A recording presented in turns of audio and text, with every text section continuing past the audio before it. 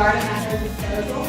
So now here in Ocala, my father and my mother, they have their own garden as well. So we try to do everything fresh from the garden.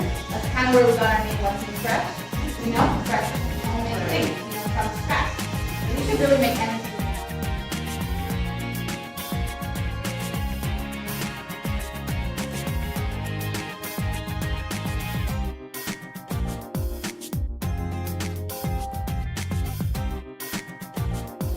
Stretch it.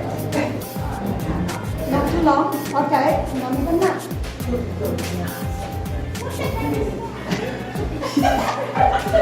Double mop.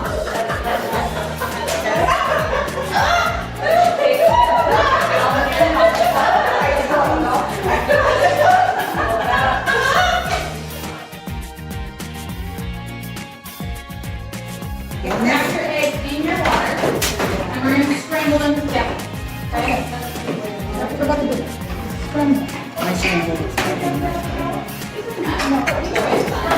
Did they tell you?